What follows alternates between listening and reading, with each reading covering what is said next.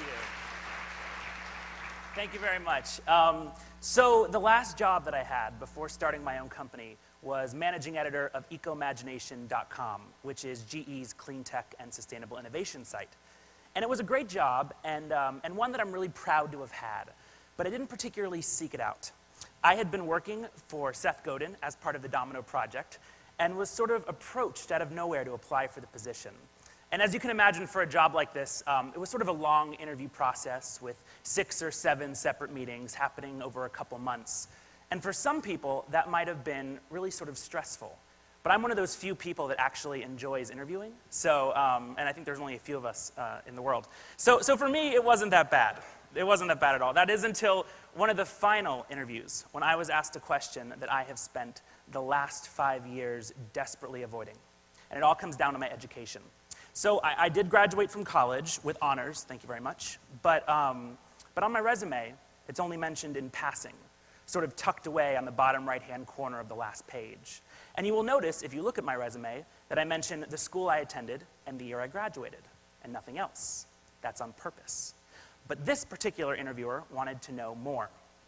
I see you graduated from college, he said, but I don't see your major. What did you major in at school? I paused for a moment and thought about how I wanted to answer this question. I didn't want to lie. I think that's illegal. But I didn't want to be honest either. So instead, I responded with a question. Do I have to tell you? And in fact, I did. He confirmed that if I wanted the job, I would in fact have to reveal my major in school. And so I just smiled my most affable grin and said it. Theater. Musical theater. When I was 2 years old, I started singing. When I was 4, I started taking acting classes, and that's as cool as I've ever been, by the way. I topped at that age. Can you imagine?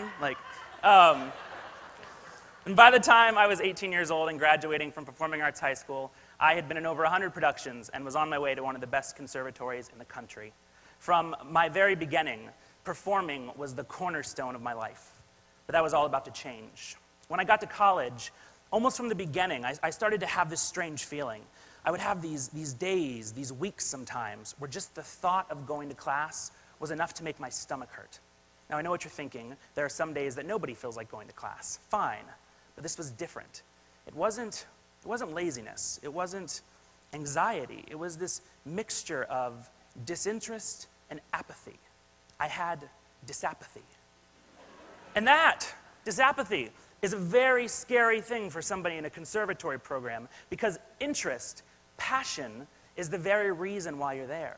So you can imagine how frustrating it is to feel as though this thing that you had bet so much on was quickly losing meaning. Now, I have always been a very intense person, and so when I started to feel out of control, which is what was happening, my intensity only got stronger. Instead of 18 credits, I took 21. I took as many independent studies as I could. I worked at the box office. I even produced shows with my then girlfriend back home in Florida. My plan was simple. Work through the pain. Do not let emotion get in the way. My parents are therapists, by the way, so infuse that knowledge into the story however you like. Well, the plan worked. I graduated from college at 21, moved to New York, got an agent, started working, and you know what? I did pretty well. That feeling that I had in college, that slight feeling that something wasn't right, it was starting to grow. And as the years went by, getting work was this bittersweet experience. I was happy for the cash, I was happy for the credit, but I started to find myself less interested in doing the actual work. And I didn't know what I could do about that, you know? I was 24 years old, and I literally had like 0.000 other skills. And here I was in New York doing something that I was really good at, and this was what I worked my whole life for. You know, this is what I spent my life doing. So why did it suck so much? That's what I wanted to know. I just wanted it to be the way it used to be, even though I knew that would never happen. And then, The Wizard of Oz happened. Oh, I'm a few slides behind. Okay, The Wizard of Oz happened. There we go. So a director that I'd worked with before had hired me to do a summer production of the tour. It was a short contract and paid pretty well, so off I went back on the road to try it again. But this time, that feeling that was slight and then larger, it was now overwhelming. and it was beginning to leach into my personal life. One night, while playing a theater in Texas, I found myself more down than I had been in a really long time. In the scene, I was playing a jitterbug, and I was wearing a bright green unitard with cotton balls glued to the arms and a pair of antennae with googly eyes. Don't believe me? There it is. I'm the guy who showed himself in a unitard at his TEDx speech. That's officially my title. Let's be done with that. Let's be done with that. One more time. Oh, and back. Okay. So before going on stage, I caught a glimpse of myself in the mirror. And standing there in that lime green lycra, I saw myself for the first time, and everything became tremendously clear. Joke's over. I'm done. And I was. I finished my contract, moved back to New York, left my agency, got out of a miserable relationship I was in, and started from scratch. For the first time in my life, my identity was not about what I did, but who I was. And let me tell you, it was terrifying. The next few months felt like a roller coaster. I would have these moments of incredible clarity and potential, and then the next second I would panic. What had I done, I thought? I threw away everything that I worked for. But even in those hard times, even in those moments of desperation, I knew that I had made the right choice deep down.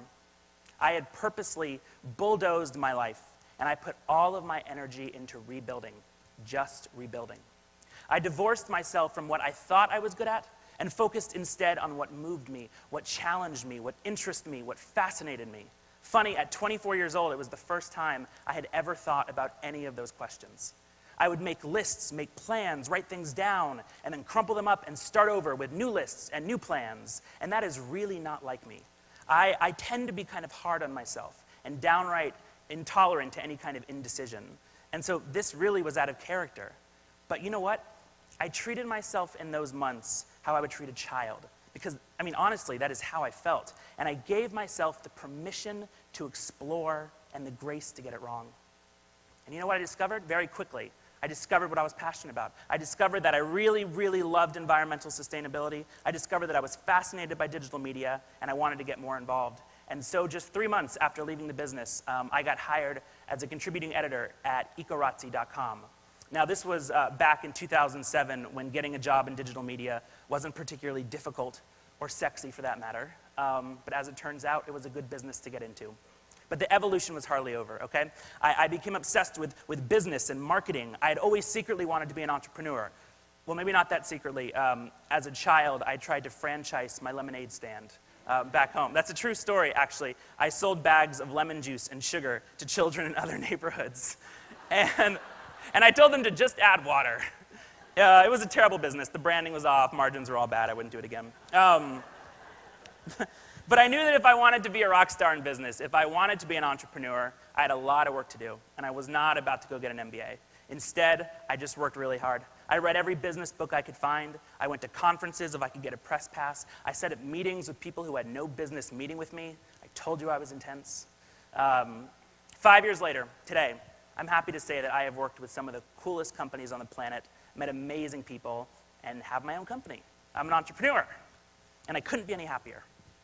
So what does all this mean? What does all this mean, the story I just told you?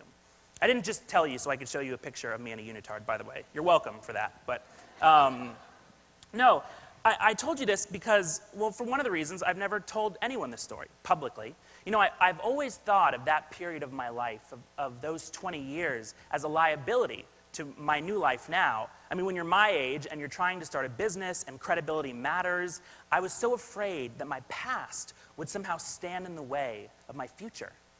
But when I was asked to speak at TEDx, I knew that I had an obligation to share the most important story I had. And I think this is it. Because this was the moment that redefined everything for me. And although it makes me feel incredibly vulnerable, which I hate, standing here and talking to you about all of this, I am channeling my inner fellow TEDxer, Brene Brown, and doing it anyway. I'm sure a lot of you have seen that video, because I know how terrifying it is to feel trapped by your own expectations, your fears, your talents even. And conversely, I know how amazing it is to find work that truly matters, especially to my generation. So a big part of my business is working with Generation Y, millennials, 18 to 32-year-olds. More specifically, I help companies understand how to communicate and market to this misunderstood generation. And what my research has found is that overwhelmingly, meaning matters to this generation, to many other generations as well, but to my generation specifically, meaningful work matters. I recently did a survey with 100 members of Gen Y, and I asked them to identify the most and least important factor when looking for a job. Now, I gave them a few options. I gave them office culture, if the position felt meaningful, job title, salary, and location. And I had a hypothesis going into this. I thought that salary and a meaningful position would sort of be tied with meaning pulling ahead just a little bit at the end. And I was wrong. In fact, 68% of the people I asked said that a meaningful position was the most important factor for them. Salary, on the other hand, only got 18%. So what about the least important factor? Same options. Meaningful position only got 4%. Only 4% of the people I asked, 4 people, found a meaningful position as the least important factor, which of course shows you that meaningful work really matters to this generation. But I wanted to go a little bit further.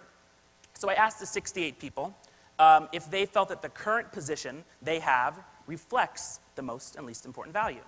70% said that their current position is something that they find meaningful. Only 30% said that they're still looking. So for the 30% that took the survey, for anyone who's not in Generation Y, for all of you today, a really important question still remains. How do we find meaningful work? Well, it's easy. You just go to Craigslist and you type. No, I'm just kidding.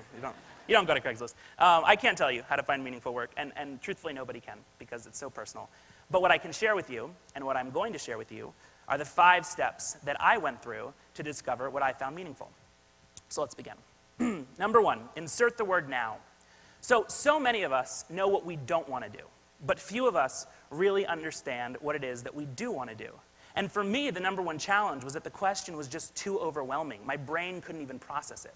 So I discovered a little trick. I just started to put the word now at the end of the question. So instead of saying, what do you want to do, or what do you want to be, I would say, what do you want to do now, or what do you want to be now?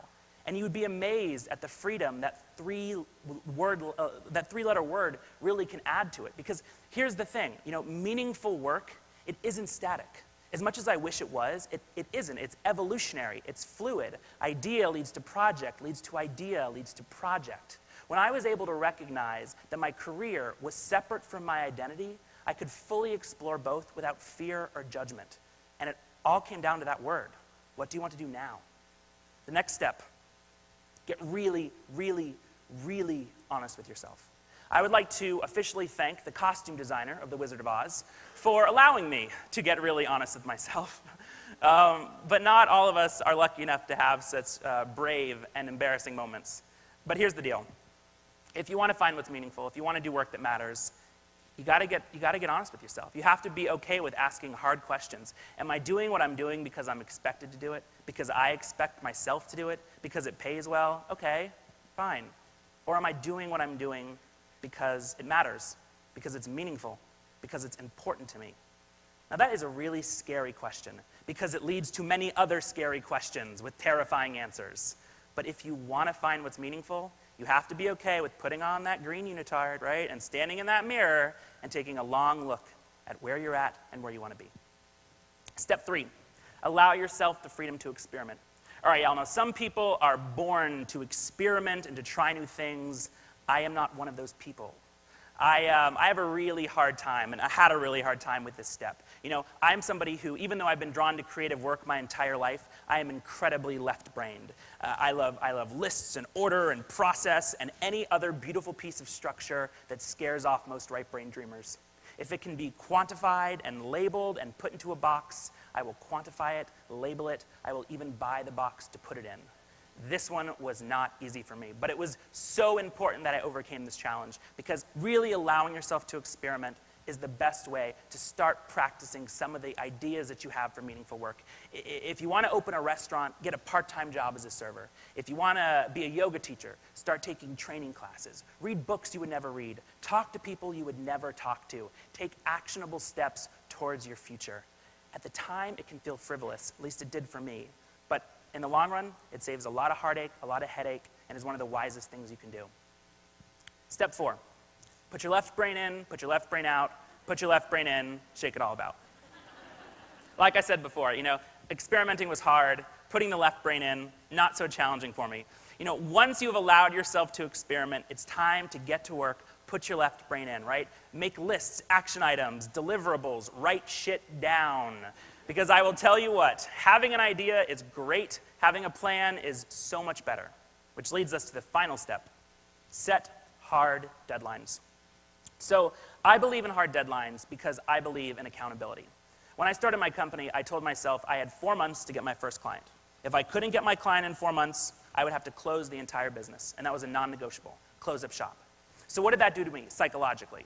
A few things. First, it made me act fast, right? I didn't have time to spend 2 months designing a business card or second-guessing every decision I made. I had to act right away because the future of the whole project was at stake. But it also did something else.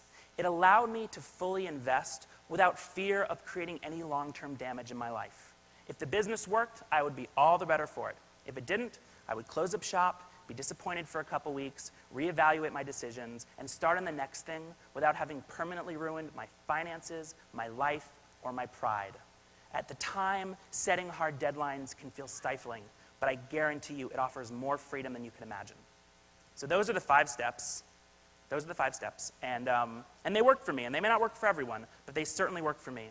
But I want to be clear, and I want to give a disclaimer here. This process was designed to add clarity, not ease. Committing to meaningful work, especially if it involves a career change, is just really scary. Fear, even for those of us who are not particularly prone to fear, is imminent. So just be ready for that from the beginning. Just be completely ready for fear. A big fear that I had, right, was that I had spent 20 years of my life developing this really specific skill set, this artistic skill set, that would now be completely invalid. And I cannot tell you how wrong I was. In fact, it is the very skills that I honed as an artist that make me more competitive today in the business world. Think about it. My 20 years on stage taught me how to communicate, taught me how to stand right here and not be terribly nervous to talk to all of you. Scene study taught me how to listen, how to identify tactics and objectives, how to play a scene, crucial skills for anybody in business, right? Auditioning was the best sales class in my life, and improv, I use that every single day. So for me, and for so many people, committing to meaningful work, even if it involves a career change, isn't about subtracting skills. It's about reorganizing them, rebranding your strengths, and applying them in different ways. But like I said, it isn't easy, and it shouldn't be easy. Committing to meaningful work, doing something that's big and important and personal is scary. Because let's be honest, what if you can't do it? What if you don't pull it off? What if you fail? I don't know. I don't know the answer to that question, But what if you don't even try? That's a really easy answer. As Robert Kennedy so wisely said, only those who ever fail greatly can ever achieve greatly. He said it wisely. I didn't as much. That's why he said it, not me. Listen, the quest to discover meaningful work was one of the most educational experiences of my life. The leap from artist to entrepreneur, as it turned out, was no leap at all, but a series of small, important steps that led to the next thing, and the next thing, and the next thing, and the next thing. And let me tell you, I am certainly not ignorant enough to think that the hard stuff is over. I just turned 29 last month. The hard stuff has only begun. But I am wise enough, at least I hope I'm wise enough, to know that it is the hard stuff. It is the gritty stuff, the challenging stuff that makes life more fulfilling. And that is the game that I want to play, win or lose. And I hope that's the game you want to play. And if it is, let me just remind you, you must be brave enough, you must be strong enough to get away from what feels comfortable and to embrace what feels meaningful, even if it takes you on a never-ending quest. And I hope it does. Thanks, y'all.